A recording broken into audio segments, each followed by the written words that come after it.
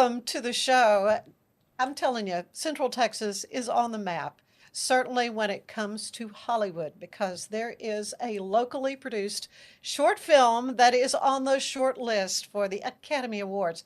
Very big deal, and I am so excited to have the filmmakers here with us today, Sam Henderson and Maverick Moore. And your short film, Adieu, is just one step away from the red carpet, right? Shall we say? One step. One Okay, step. so what does this mean to you to have this short film? Well, I want to talk in depth about what the film is about, Mhm. but what does it mean to you to have that at this point here? Well, it means a lot now. And what it really means to me personally is what it means for everybody else that's a part of the team, Team Adu. Yeah. I mentioned this yesterday with another group we were talking to, but yes, of course, who doesn't want to be nominated for an Oscar? That would be great. But what this would mean for me is that it represents the wonderful team that I had to make this film. I think my team deserves it. Not necessarily me, but I think all the wonderful people who helped me make this film, execute the film, people like Maverick, that would represent to me so much. I think they're deserving of it. So, yeah, that's where both the anxiety and the excitement lies. I think Team Adu deserves it. So we'll see. We'll see. Okay, Maverick, your thoughts? I've been friends with Sam. I've been good friends with Sam for 10 years. I've known him for 15. And before the shortlists were announced, I sent him a text the night before just saying, look, this has been one of the most meaningful and rewarding chapters and, of course, projects of my life. So even if we're not shortlisted, it still to me feels like we won just because it was such a rewarding and meaningful process. And I feel the same about nominations. Now, would we all love to be nominated? Of course we would. Will it be disappointed if we aren't? Yes, but again, still, it's been such a rewarding, such a meaningful project that in that aspect, it feels like we've already won. Mm-hmm. I want to also introduce to you Sam Elton, who joins us today. Sam, I met at an event through Rogue Media, and you are an aspiring filmmaker. I know you've done a couple of short films because I saw. And when I said this was being put together, you said, "Oh, please, I want to," because I was going to interview Save me you a seat, anyway. Ann Harder. But I want you to be said, here. I want to be there. So, what did it mean to you as a filmmaker to see compadres like this? Get to this point. Oh yeah, it's amazing, and I was just recently, I guess, introduced to your work and Adu through kind of a colleague, and I have been watching your guys' success, and the excitement that you guys are feeling is so tangible through the screen, and it is very inspiring, and I've loved listening to the reason behind the story behind your film, and I think that adds a layer of special, and yeah, it's also inspiring. Well, Thank you. so let's get into that. Let's talk Yeah. about the film itself. Ado is a reference to Much Ado About Nothing, That's right? right. Okay, so Yeah. just tell us about your concept for this short film. Yeah, so the movie is about this middle school theater teacher named Miss Hopkins, played by the wonderful Miss Jennifer Lewis. And Miss Hopkins is rehearsing Shakespeare's Much Ado About Nothing when that rehearsal is interrupted by a school shooter. And the idea for the short came from speaking to my mother, who's a 40-year middle school theater teacher. Really? And I had a conversation with her, well, it's almost 3 years ago now. It wasn't too far removed. Everybody's going to be familiar, unfortunately, with the Uvalde shooting here in Texas. Sure. And so she teaches in San Antonio, and obviously I'm here at Baylor, and so that one hit really close to home. And my mom, who was almost 70 at the time, I was talking to her, and I said, "My goodness, what would you do, Mom? I mean, I know you've been teaching forever, and this has been a threat, again, unfortunately, for quite some time, but because of how closely that one hit to home, I was concerned about her, and I was just curious on my own what she thought about it, how she prepares for it. outside of the protocols, schools have to go through now Sure. at every level. There are drills now, almost like it's the Cold War, for this kind Duck of and thing. cover and Because all that. yeah, Right. yeah. Uh, and so I was thinking about a specific person in that situation, who happened to be my mom. And I was talking to her about it. I said, Mom, what would you do in a situation like that? I really concerned for you. Not that mobile, and she didn't want to go have a long conversation about it, which I completely understand. But she said one thing. She said, if I ever came face to face with a school shooter, I think the only chance I'd have is if he knew me, or if he remembered me, or if he was in my class, or no. Her name's Brenda, so she's gone by Miss B. She said, I don't think if he remembered who Miss B was to the school, he'd be able to do anything. I think that'd be my only chance in that situation. And so two things happened. I thought about my mom in that situation. And then I thought, I don't think I've ever seen that played out in our discourse about this issue. We spent a lot of time talking about the psychology of the shooter, what causes somebody to do, rightfully so. And obviously we spent a lot of time talking about the kids and the students, but I feel like the people who get lost in the mix are people like my mom, the people who work there. That this is the people caught in the middle are our teachers. And I just kind of in a moment visualized my mom in this. Thankfully, she's never been in this scenario, but I visualized my mom kind of caught in between this situation that she was indicating for me. And I thought, wow, quite a bit has been discussed, and we've seen a lot of shorts and feature films on this issue, on school shootings, on gun violence.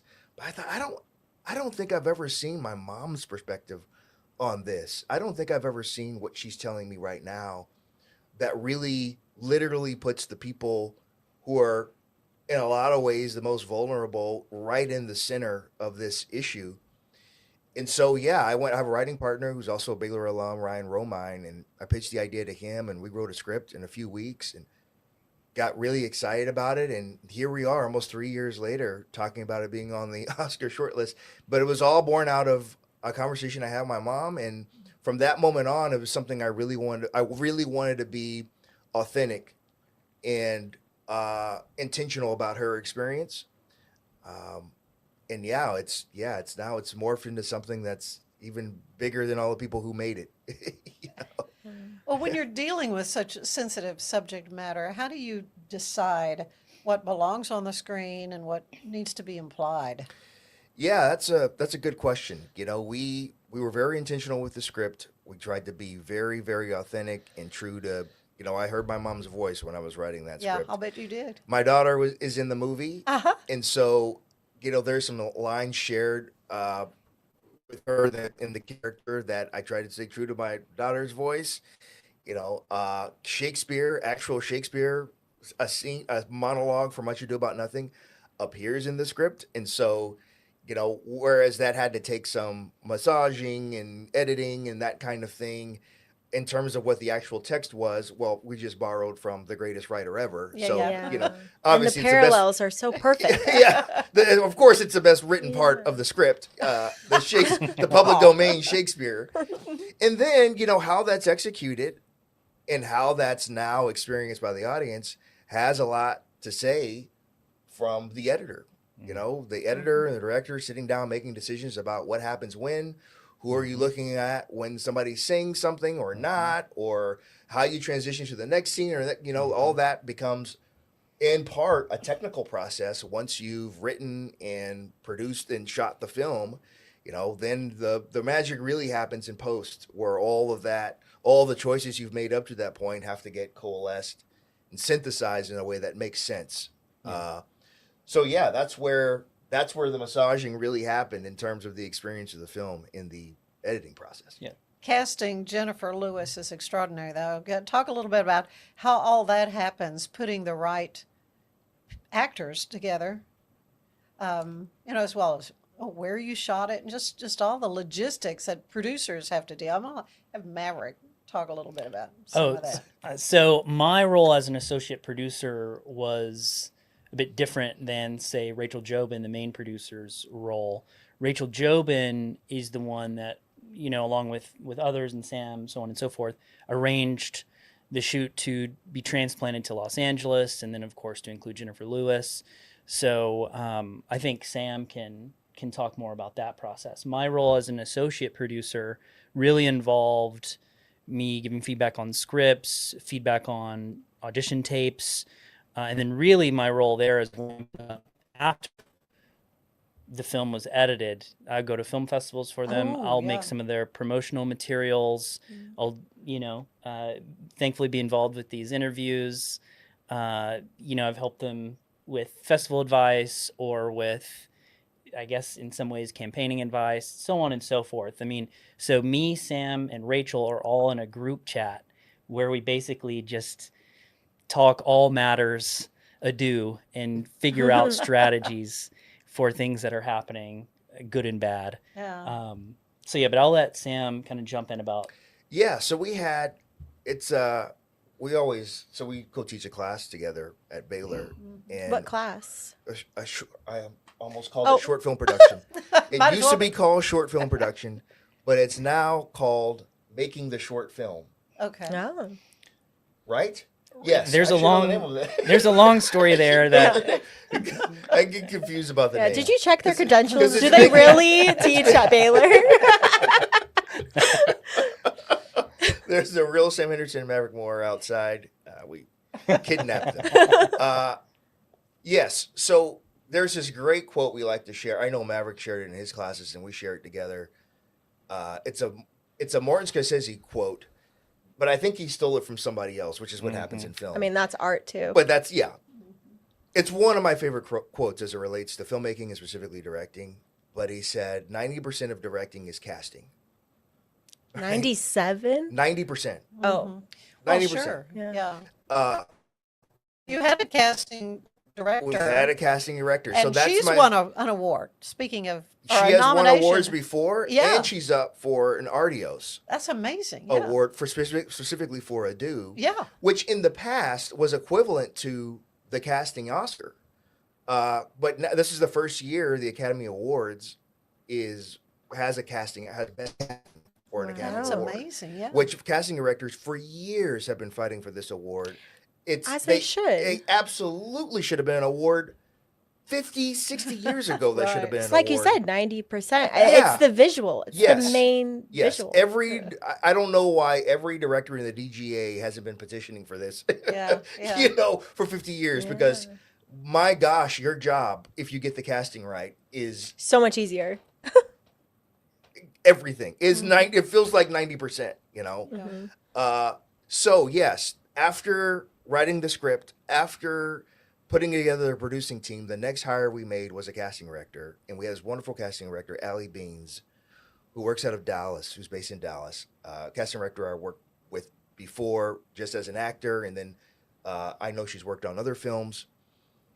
And we got her the script, and she was a big fan of the script, and she gave us a list of names. I mean, she gave us some knockout names. Some knockout You were like, names. you can get this? Yeah. Names you would recognize, right? Names you would absolutely recognize. I mean, talk about, Oscar nominees, Oscar winners, big time names. Mm-hmm. And we were going down the list, and we were getting a lot of rejection, not because a whole bunch of people thought our project wasn't going to be any good, but they didn't even know what it was. I hadn't read it. A lot of the agents just said, Yeah. my person doesn't do shorts. Yeah. We're not even going to read it.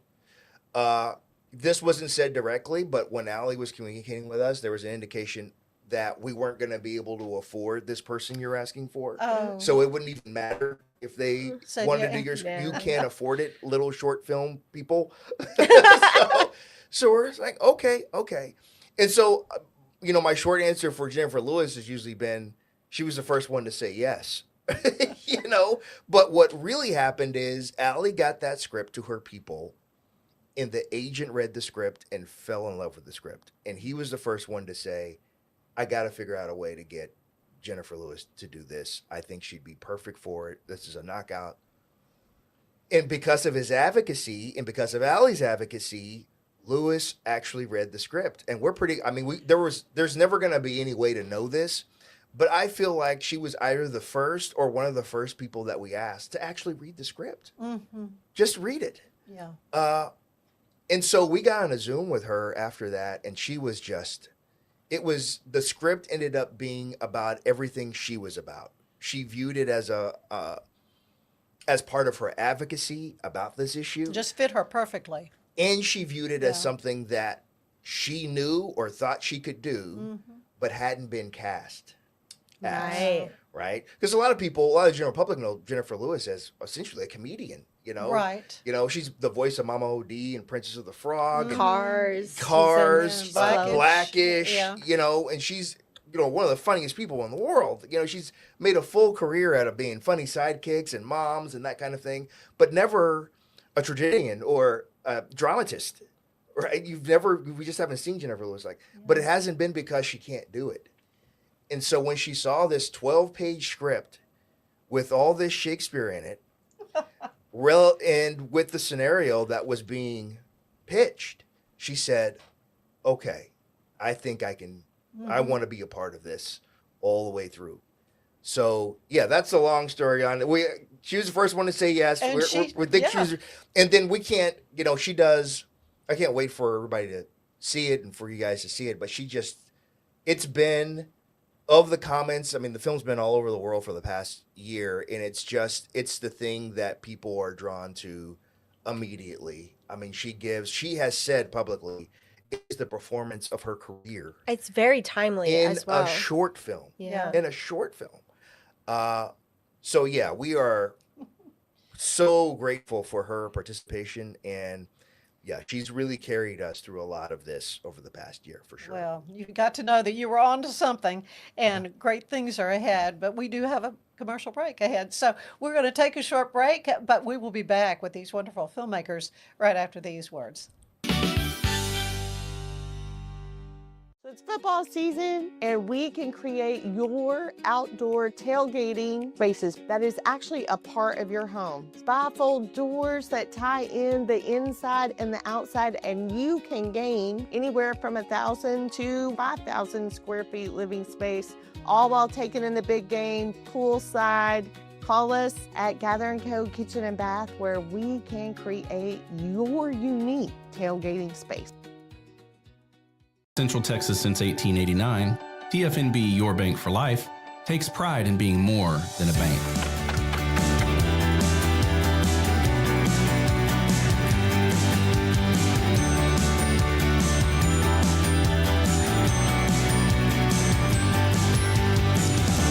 At TFNB, we remain committed to these principles.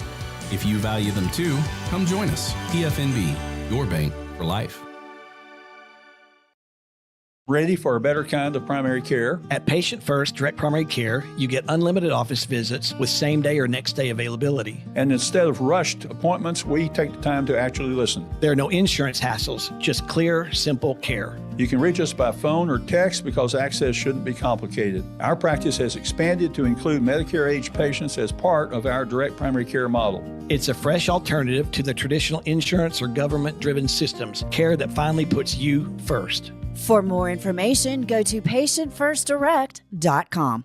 My house has a new glow. I love my windows. Universal Windows Direct. I let in the sun rays. More of the heat stays. Universal Windows Direct. Right now, buy one window, get the next one free. Plus no interest and no payments for 24 months.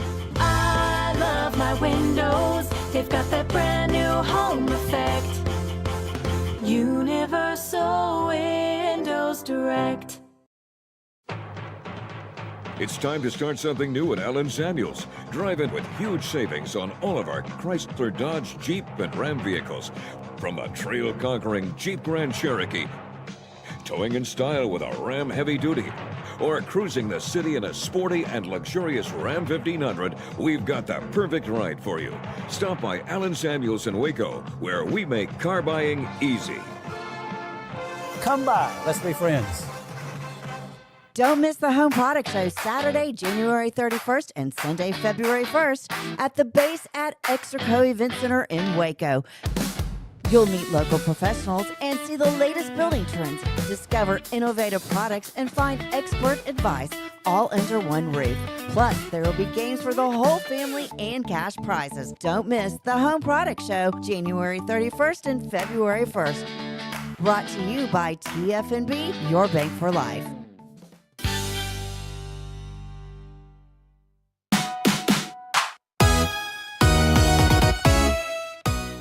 Bigfoot Running Company is riding into Waco for the very first time, and they are bringing the Rodeo Stampede with them. The race, happening Saturday, February 14th, isn't your ordinary race. It is a full-blown Western adventure packed with music, costumes, and some of the coolest race swag you've ever seen. Every finisher scores a big belt buckle medal, which can actually be worn as a belt buckle, a custom Rodeo Stampede t-shirt, and bragging rights as big as the state of Texas. DJ Sasquatch will be spinning the hottest hits, and Bigfoot himself will be out for high fives and photo ops. Spots will fill up fast, so round up your crew and get registered today. Many Mini Pancakes is a Waco-based catering service specializing in fluffy, fresh, homemade mini pancakes topped just the way you like.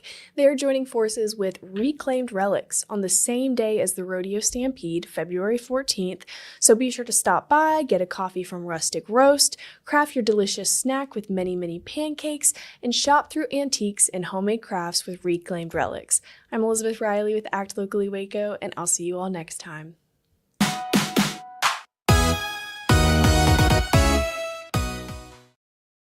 Hello, my name is Sam Henderson. I'm the director, co-writer, and co-producer for the short film Ado, starring the inimitable Miss Jennifer Lewis. Miss Lewis plays Miss Hopkins, who's a middle school theater teacher rehearsing Shakespeare's Much Ado About Nothing with our students when that rehearsal is interrupted by an active shooter. Thank you, Ella Deary, for selecting our film. We're honored and humbled to screen amongst all the other wonderful selections.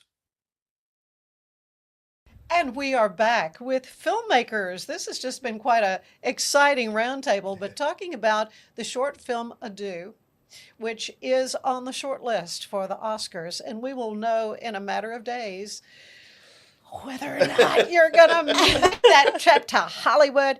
But we've got Sam Henderson and Maverick Moore here with us. And Sam Elton, who is, you recently moved to Central Texas, and you're a filmmaker, and heard about this thing happen and said, please, I want to be there. And so what questions do you have for these gentlemen? Oh, well, so my first question is, what was the runtime? You said it was a 12-page script. What was the final runtime?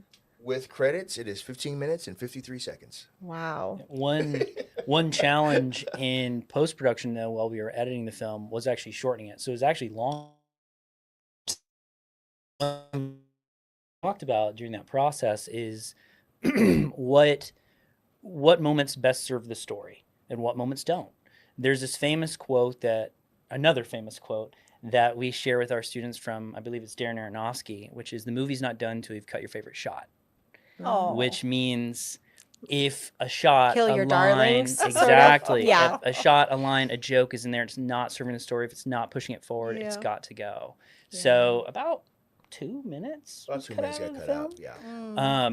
Are you allowed to share what that was? What was cut that maybe you were holding on to for a long time? Well, the biggest cut, what got us the farthest is in the original script. So as you know, the kids are doing What You Do About Nothing. Mm-hmm. They're literally doing it in the film. Yeah. And in the script, they're doing more of the show. Mm-hmm. And so the lead in to the whole scenario and the teacher talking is longer. I do a significant portion of the end of the play of Much Ado About Nothing. And we see the kids doing that in the rehearsal process. And cutting that down at the beginning of the film itself got us, 60 to 90 seconds, but in cuts and in subsequent early cuts, it didn't allow us to get into the film quickly enough. Mm-hmm. And so it was one of the darlings because obviously I love Shakespeare. I chocked the whole script full of it. It's my favorite stuff ever. And I was just in love with the Shakespeare, and I thought it was charming watching the kids kind of do it well, but not that well. Yeah. And I thought that was endearing, and I really, really, really wanted the Shakespearean, but it was, it was a decision Maverick came up with and that we came up with together that I don't think I be as enthralled, with the kids doing Shakespeare poorly for 2.5 minutes, as you are, Sam. So maybe we should move it along. Yeah, a let me little hold bit your more hand quickly. while I tell you this. It does make sense. It makes sense as you get into it. Yeah. Right. Yeah. You're wearing the Waco Indie Film am. Fest. You mentioned some of the awards and things that Ado is up for and already, but what is the role these film festivals play in marketing and getting your film some attention? Yeah, I'll speak from an educational perspective, and then I'll pop it over to Sam to talk about what it's done for the film from a marketing perspective. Both Sam and I have worked with Waco Independent Film Festival almost since the beginning. I've been with the festival since the beginning, and in doing so, what we do is we program short films, which means we watch all the films that are submitted, and then we, with a team of other people, decide what gets programmed. And in doing that, it's taught us so much, an immeasurable amount about what works and what doesn't for a film playing a festival. Things related to runtime, for example, or again, the movie's not done until you've cut your favorite shot. That is something we really learned from screening for film festivals, from watching films that don't do that. Yeah. Right? So there's so many things that we've learned from that process that helped us craft this film, so much so that with our class that we co-teach, we try to share that experience with students as well. So we have them volunteer as reviewers for films at Waco Independent, and we kind of talk about what we've learned as well. So that's one way, an educational way that film festivals have informed, particularly working with film festivals, has informed this process. Yeah, so as you know, there are tens, hundreds of thousands of film festivals in the world. There's lots. Right? We could start one right now in a basement. Right? It doesn't Tell me take what that time, much. I'll be there. Yeah, it doesn't take She's that much. got some shorts to send It your doesn't way. take that much to start a film festival. Yeah. And so, right? And then you can cut off the top half. You've got about half of that pretty good fest or so. And then you get down to a smaller group of film festivals that I would put in, say, the Waco Indie category. Movie Maker magazine has these designations for film festivals that Waco Indie's now a part of, where you start getting into these are a little better than pretty good, right? But they have a 50 filmmakers list, they have a 25 coolest, that kind of thing. Yeah. so And Waco Indie's on quite a few of those. Waco's Indie on a couple of those. So you get down to even smaller. So the most prestigious list is what you call the Oscar qualifying film festivals, which in the whole world is about 160 something. Right? Okay. National, American and international film festivals. And these festivals have received this designation by AMPAS, by the Academy, as if a short film wins the qualifying award at these respective festivals, then they are eligible to be considered for an Academy Award. Okay. Right? These 106 years. I think a lot of people don't understand the process. Right. Really at So all. this is what I'm trying to illustrate in terms of what the film has done and what it's meant for the film. And so when the film got done, and something that had been a goal from the very beginning, is I really wanted to get our film Oscar qualified.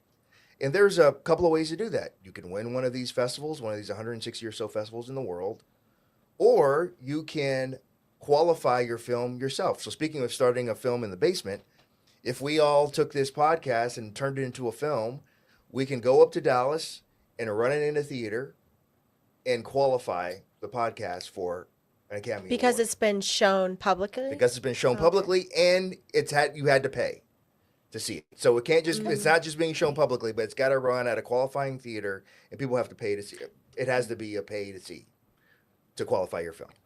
So several films that get qualified choose that route. But usually over time, the precedent has been, okay, if you win a qualifier, that's kind of a stamp of approval, almost like a peer-reviewed article. Sure. For the Academy. Since the Academy is making that designation, it's its stamp of approval on your film, as opposed to, I just independently ran my film in a theater because I could afford it or wanted to do that. So films have been nominated who have done that or what have you, but usually, typically, a film has won one of these Oscar qualifying film festivals. And so we went into this thinking, we want to target those festivals because we want to get the film Oscar qualified. But if we get down to it, depending on the festivals, the caliber of festivals we played at a certain point, we were prepared to do a qualifying run. We were just going to do, raise the funds to qualify the film ourselves. And the film world premiered at an Oscar qualifier in Sydney, Australia. And then it played an Oscar qualifier in Cleveland. And then it played an Oscar qualifier in Florida that Maverick went to. And then it played Dallas International, which Dallas International Film Festival, this was its first year that it got on the Oscar qualifying list. And so we won Texas Grand Jury Award there. And then the next month, American Black Film Festival, which has been an Oscar qualifier for almost 20 years, they have something called the HBO Short Film Showcase, that 5 films get selected by HBO to be in the showcase, and the winner of that showcase gets Oscar qualified. So you can get qualified through American Black Film Festival. So we went to that in Miami, and we won that showcase. It was the first time we got Oscar qualified. So to make an even longer story longer, we won that Oscar qualifier, and we kind of thought in June, oh my goodness, this is great. This was our goal. We wanted to get Oscar qualified. We're not going to have to pay for a separate screening because we've won one of these awards at the festival. And so all the other festivals that we had applied to that were Oscar qualifiers, we just kind of thought, we get in, we don't get in, that's fine. We've kind of reached our goal, what we want for the short. We're in the pool now.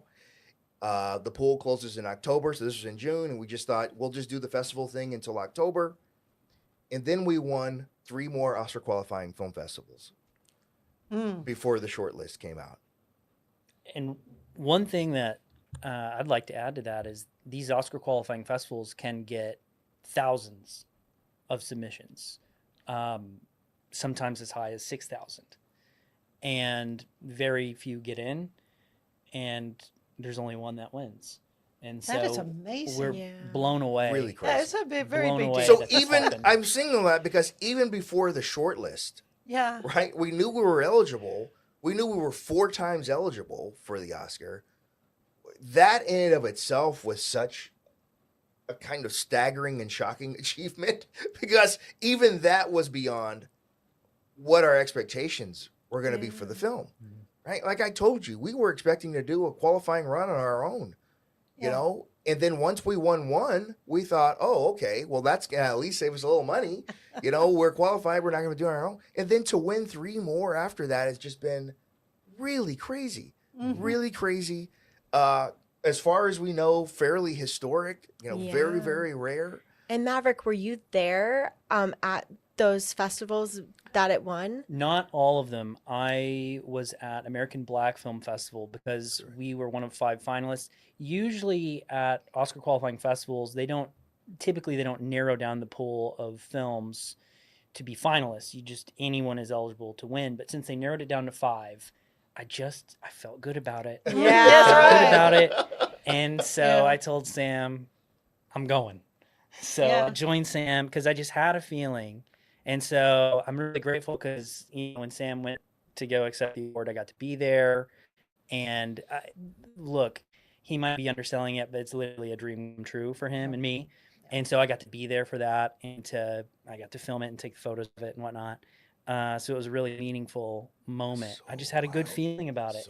Yeah. So that's expensive to make these trips.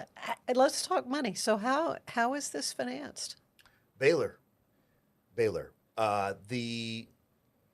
So the film department got a very generous endowment about 10 years ago now from Matthew B. Lindner,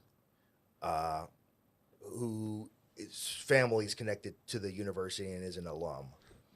And he set up this fund with two conditions, specifically for making films from the film department. So that is to say, hey, we're not going to loan this English professor who wants to make a film something, right? It has to be faculty, it has to be students who are making films at FDM. And speaking of which, if a film is getting made using these funds, it has to involve students. It has to be connected to students. Either you're making this film because our chair, Chris Hansen, makes feature films, and he makes them over the summer because they take longer to make. And so he'll use, for instance, the summer 1, summer 2 session for students to register for his feature film, and they'll work on the film, and then he'll use Lindner funds for the film. And so it was out of that fund we made a due, every cent for the people we hired, the move to LA. Now, the university has not paid for everything that's happened in post. We are, as faculty members, we have access to travel funds from the university. But I remember I wrote, I work in the film department, in the theater department, and I wrote both my chairs probably 6 to 7 months ago that I had already extinguished all the money from my travel funds. Because, we played at 22 festivals this year, and I went to half of them. Yeah, that's a lot of travel. I was on 22 flights last year. Wow.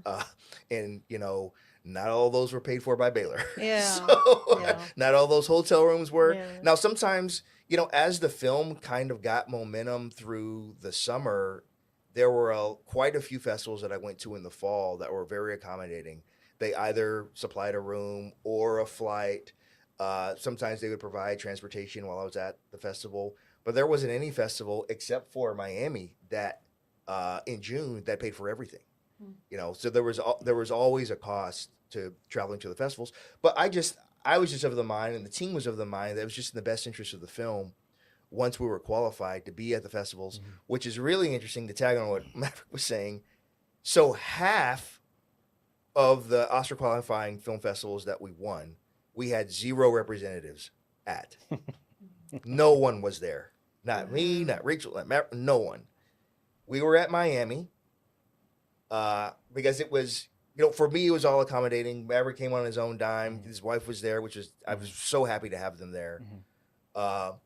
So we were at that one, the first one we went, which is great. Well, and it's Miami. And it's So Miami. you're like, I was oh, gonna say, pull you my got a leg. vacation. Yeah, But yeah. I told everybody this year, anybody, especially the focus is on Black filmmakers, Black voices, which is just, those particular festivals have been incredibly supportive of us.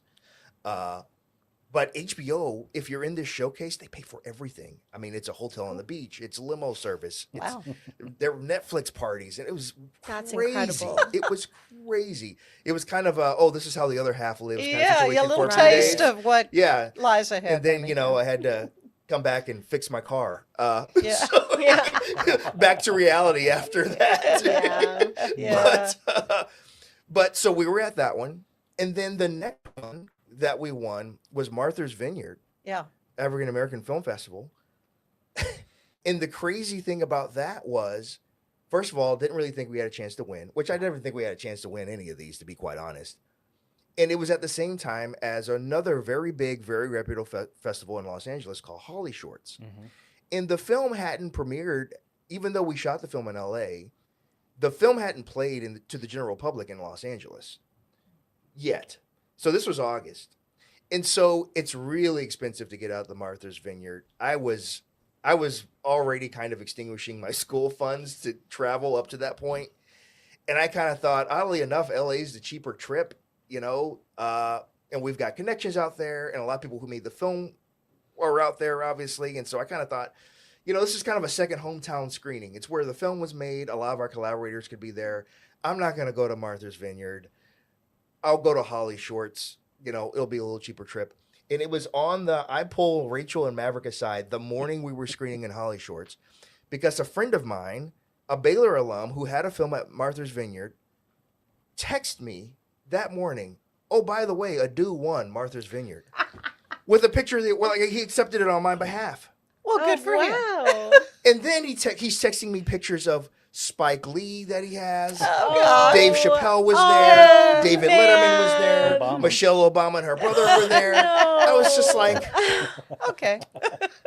wasn't even there.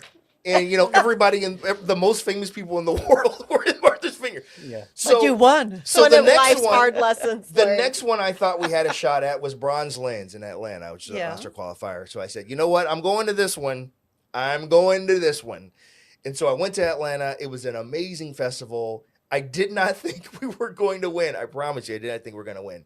Jennifer Lewis was up for an award, so I was pretty sure she was going to win. And so my whole thought for Atlanta was, I'll just show up. I'll accept this award on Miss Lewis's behalf, which is what I did. And then we'll all have a nice night, right? Last award of the night, they announced a due, we won. And so that was our third Oscar qualifier. So I was there. We had a representative there. And then you're going to have to fill this in because I still haven't put together how this happened.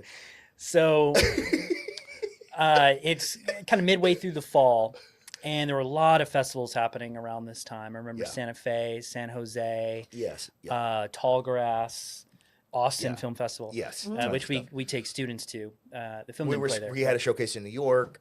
Yeah. There's a lot of stuff going on, so we weren't able to go to a festival in San Jose. It's called the San Jose International Short Film Festival. And the festival ended, didn't really hear who won or anything like that. And about a week or so passes, and I just start getting curious because I didn't really hear anything. And I'm a night owl. You know, as an editor, I guess that's kind of a part of the trade. But I was up pretty late. It was about 4 a.m. And I just happened to look at their website, see who won. And I find out we won. And no clue. Yeah. No clue. Nobody let you know. So I am furiously not furious in mad or anything, but just like frantically texting Sam and Rachel, we won San Jose. Like what? And the funny thing about it is I was the only one, or felt like the only one that knew for hours. And then they woke up to those messages. Yeah. And I just couldn't believe it. That's funny. So needless to say, we had no one there in San Jose to accept the fourth qualifying award. That's how far off the radar it was. Right. Because I remember, there were like 3 or 4 festivals that we were all kind of dedicating. I was going to try to divide and conquer. You know, hey, Maverick, can you go to this one? Hey, Rachel, go. So Rachel and I ended up splitting festivals. Because how many, again, did you submit to?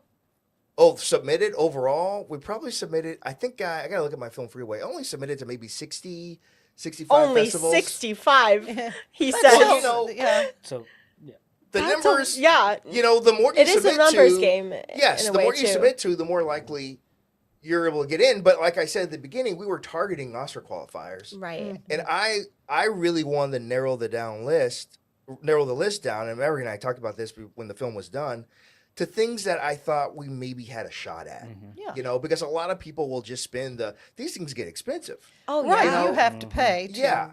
And then if you get miss in. the early deadline and you're moving toward regular or late deadline, the prices can go up from 20 to 50%, you know? And so there are some cases where it's almost $100 to submit late, you know, to a festival. And so we wanted to be really strategic about that. And then I did not want to cast that wide of a net because I just thought there are some festivals that I don't think it's going to be their cup of tea. So we wanted to be strategic about that. And we weren't even thinking about, these are festivals we're going to win or could win. It was, to Maverick's point, because there's so many of them, we just wanted to be in the pool of films that would have a shot at getting in, you know, because it's hard enough to get in. We weren't thinking about winning. There's so much good art, good films being shown. And so many. You know, another thing we've learned working with film festivals and then both having our own films and playing them at the film festival circuit is there's actually a lot of strategies for submitting to film festivals. So you got to be mindful of not just issues related to the quality of the film, like runtime or pacing or et cetera, but also premiere strategy. So certain festivals at the Oscar qualifying level in particular want to be the first to play your film, if not overall, then at least in the state. And so you have to really strategize what you submit to when in regard to event dates, because if you submit to something smaller and get in before you hear back from a larger festival in that state, you might not get into that larger festival because you've already played a smaller. Yeah, the bloom's off the rose. Yeah. And so it's something you have to be really careful about. That's something we also teach students about because it's very important, but a lot of filmmakers starting out just don't know that. I learned that, by doing it wrong. Yeah. So, yeah. Well, it's all about storytelling. And so Sam, when did you know this is something you wanted to do, that you were passionate about doing? And you kind of a one-man band, aren't you? A little bit. Yeah, a little bit. Kinda. So I'm from Las Vegas, and my background is in comedy. I performed improv comedy on the Strip, the Las Vegas Strip. You may have heard of that. And so I've always been a storyteller. I did theater in high school, and I love listening to people that are good storytellers, and I always wanted to be a storyteller myself. I made my first short film back in 2017, and I just found some people that were willing to act in it, and I shot it, and I was amazed that I was able to put together basically a movie. I'm like, okay, the sky's the limit now, and then when I moved here, I made a short film in the 7-day Waco 7-day film competition. Right. And I won that.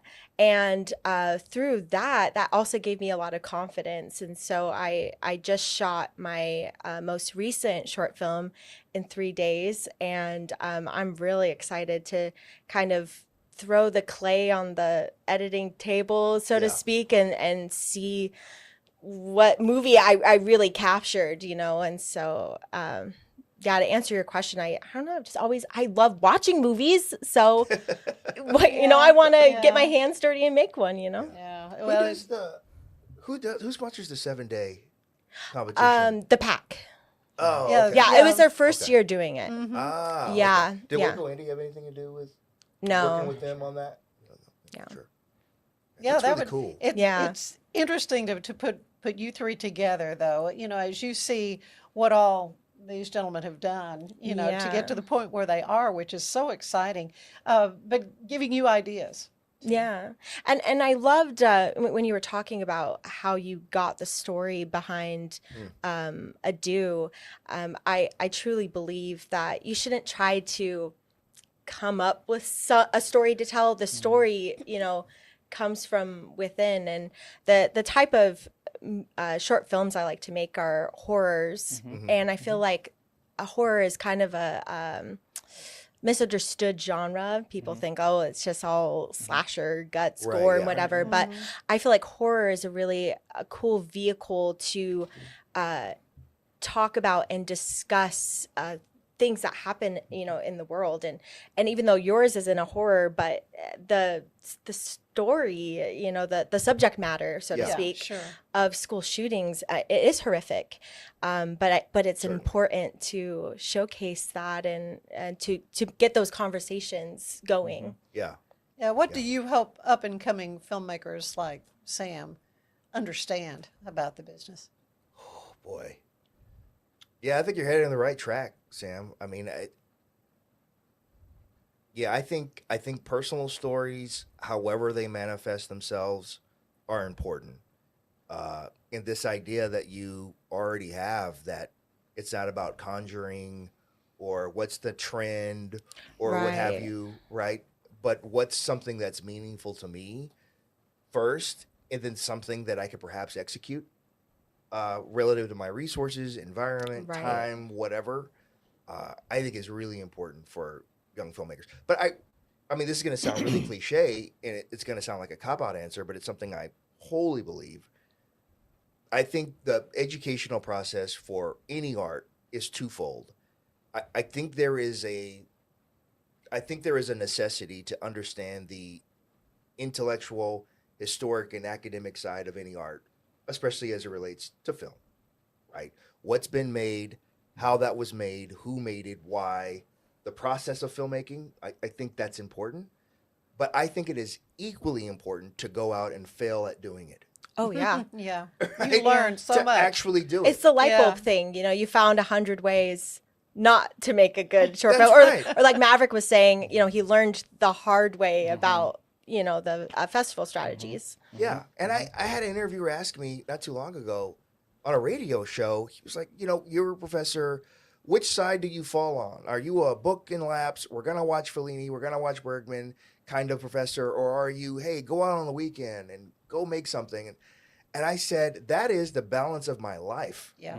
To do both. Yeah. Because I think one without the other is not helpful at all. Right? Books and laps.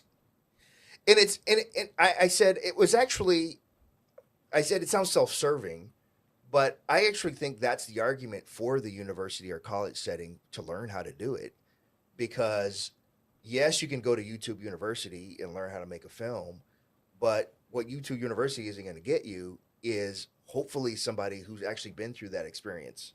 And the sitting discussions beside you, yes, to say, yes, you failed, but let's talk about why, and let's talk about how to make it better in real time, right? You can't get that from a computer. You can learn a lighting setup and what lenses do from a computer, but you can't, it's very difficult to execute the art of it without a person who's been through that experience. So that's, I mean, I really think that setting is important, but it's just as important to go out and do a 7-day film, do a 24-hour film festival, submit to film festivals, figure out why you didn't get in, make something a little bit longer, make something a little bit shorter, and trial and error your way through figuring out the kind of artist you want to be. That is, and what you want to say. Like yes, yeah. I mean, I don't think there's going to be any filmmaker that you respect who either didn't start by just making goofy stuff, with a.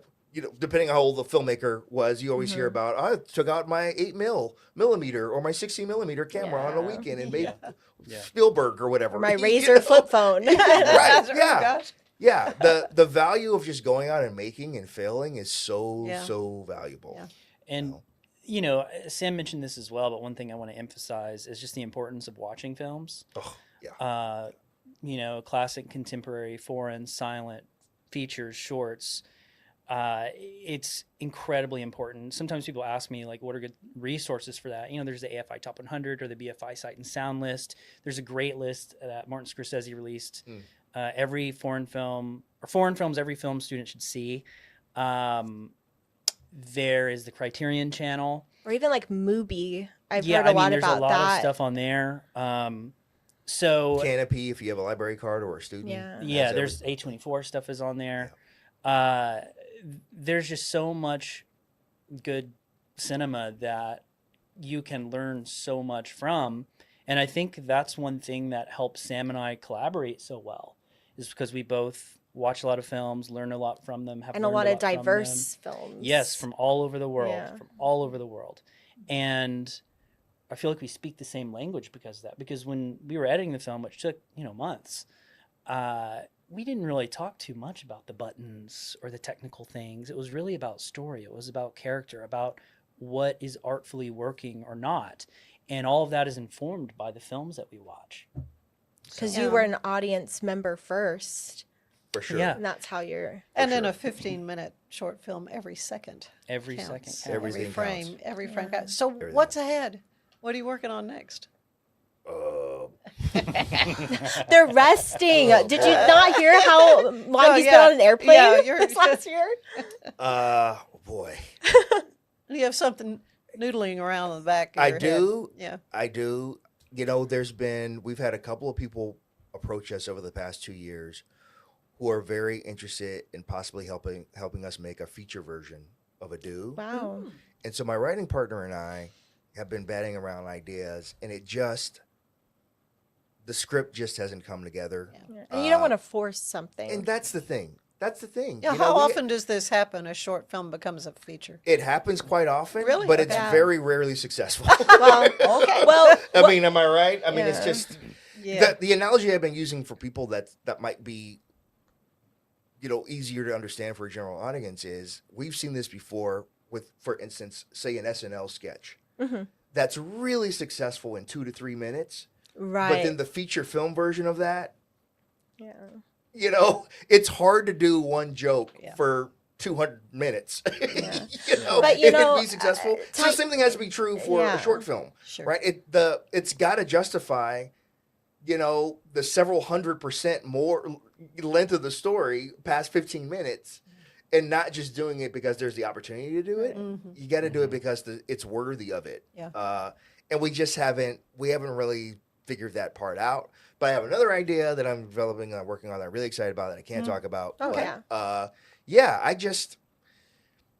I figured out through this process, and in Sam, I figured out what I wanted to be when I grow up, and that is a writer-director. And so, every day, just part of my brain has been dedicated to worrying about the do in this process until it's over. Yeah. But the other part of my brain every day is just talking about how I can do it again. I'm trying to figure out how I can do it again. And I know the quickest route to me being able to do it again is writing a script. Sure. That I can present to people who have been enamored by a do or have really enjoyed a do or want to partner with us or collaborate us in the future. It's very difficult to do. It happens on a pitch, but it moves into reality if you actually have a script that you could talk to somebody about. And so that's what I'm really thinking about, dedicating a lot of time to during this process, during this moment, as we wait. It's all exciting. Well, we have a clip to show. We've got to wrap this up, but I have thoroughly enjoyed our visit today and excited about what lies ahead for your short film, Ado. Yeah, we are just too. excited. So you want to set up what we're going to see? And we'll... Yes, we can show the trailer of the film. Okay, good. This is our for your consideration trailer for Ado. All right. Thank you all so much for being with us today. Stay with us. There is more of the show ahead.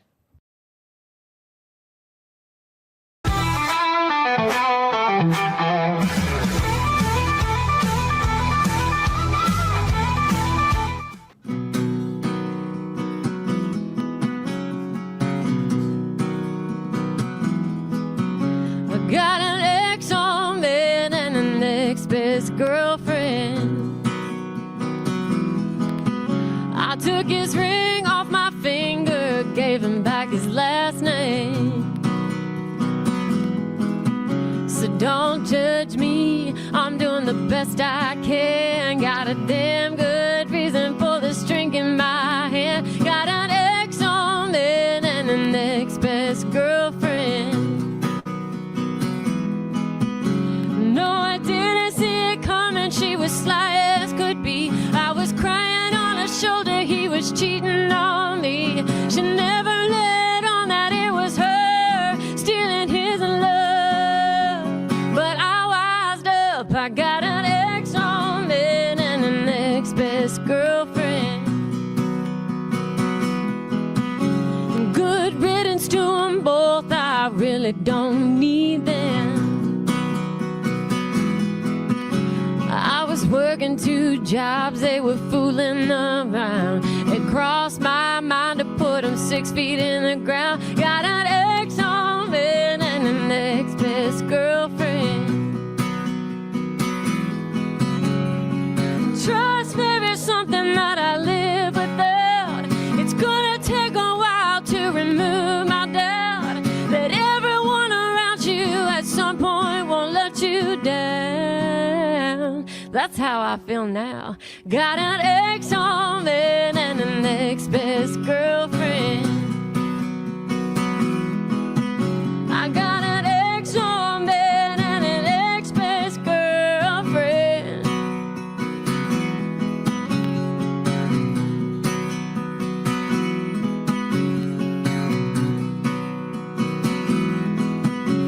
Now I heard it through the grapevine, he's tired of her. I guess they're finally getting what they deserve. The last time I saw him, he had the nerve to hit on me. How sleazy can you be? Got an ex on bed and an ex-best girlfriend. I took his ring off my finger, gave him back his last name. So don't judge me, I'm doing the best I can. Got a damn good reason for the string in my hand. Got an ex on bed and an ex-best girlfriend. I got an ex on bed and an ex-best girlfriend.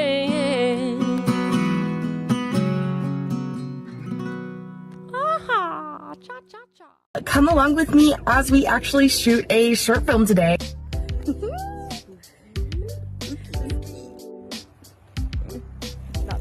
Just wrapped the first section. Yes, I am wearing a wig. Have fun.